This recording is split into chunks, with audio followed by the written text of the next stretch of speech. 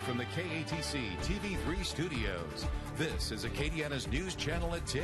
Good evening and thanks for joining us for the news at 10. I'm Jim Hummel. And I'm Marcel Fontenot. We begin tonight with updates from two KATC investigations. First up, the death of an employee in the freezer of the New Iberia Arby's. As you saw first here on KATC, attorneys for the family of the woman who died were in New Iberia yesterday for an inspection of the freezer door and its latch. And KATC's Christina Mondragon with the follow-up tonight, obtaining these photos from that inspection. Attorneys say not only was the latch broken, but there was an emergency system that would alarm authorities, which they say was disconnected. They say it was never connected to a phone line, which could have saved the woman's life. 63-year-old Nuette Lee was found dead in the freezer last month. According to the wrongful death lawsuit, she was opening the restaurant on May 11th when she went into the freezer and the door locked behind her.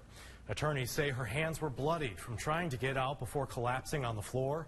And as KATC Investigates first reported, at least one former employee claims complaints were made about ongoing issues with the freezer door. Next tonight, there are changes for coroners in Louisiana 4 years after a KATC investigation body of evidence uncovered issues with cremation laws. Our report was mentioned at the Capitol when lawmakers considered Senate Bill 187, which Governor Edwards signed into law today.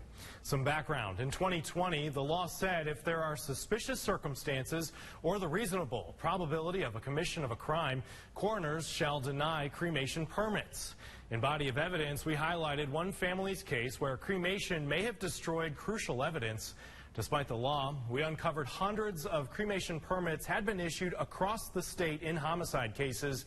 And when we first started asking questions, coroners lobbied to change the law, eventually allowing them to issue cremation permits once the coroner's investigation is complete.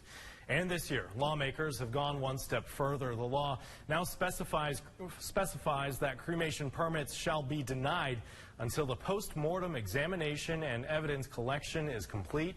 The new law takes effect August 1st. New tonight here at 10 o'clock, the southbound lanes of Johnston Street near Marie Antoinette are closed, and extreme heat could be to blame. Take a look. The concrete is buckling in the area. We spoke with DOTD officials tonight. They tell us it's called a concrete blow-up, and it's usually caused by extreme heat or utility issues. DOTD crews are on scene assessing the situation. Here's Bradley's 24-hour forecast.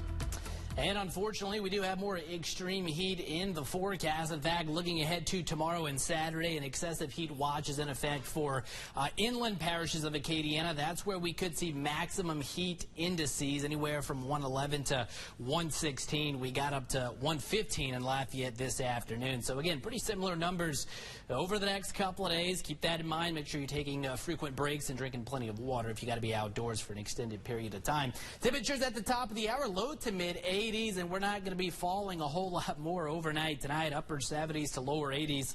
Eventually, that's where we'll start the day tomorrow. Mixture of sunshine and clouds through the morning hours for our Friday, but that'll give way to mostly sunny sky into the afternoon. Another hot one, 97 is the projected high, with again those extreme heat indices in place for the mid-morning hours through the evening hours. A little bit of a southwesterly breeze to help the cause, but not a whole lot. They'll come in at around, we'll say 8 to 16 miles per hour. Rain chances remaining no better than 5%. Again, high heat continues through the course of the weekend and until at least the early parts of next week, but we could see a little bit of a break in the pattern as the 10-day forecast wears on. We'll talk about that. Plus, I'll have the very latest out of the tropics. All that and much more coming up in just a bit. Tonight, a major cyber attack that has likely exposed your sensitive information. According to GOSEP, there's been an unprecedented data breach of a third-party data transfer service. If you have a Louisiana license or ID, you've likely had your information exposed to cyber attackers, including your name, address, social security number, driver's license number, and vehicle registration. According to the state, there's no indication cyber attackers have sold, shared, or used that data. But the state is still recommending everyone take steps to safeguard your identity. Those steps include monitoring your credit, changing all passwords, protect tax refund and returns with the IRS by requesting an identity protection PIN from the IRS. Check your Social Security benefits and report suspected identity theft. On to headlines parish by parish. We start in Acadia, where Crowley police officers are now one of the state's highest paid police departments. Tonight, the city council moved forward with an amendment to raise the base pay for officers up to $42,000. After 3 years of service, the officers would get a 2% annual salary increase for each additional year of service up to 20 years. It means a big deal. It's letting everybody know that, Crowley's willing to step up and pay for good police officers.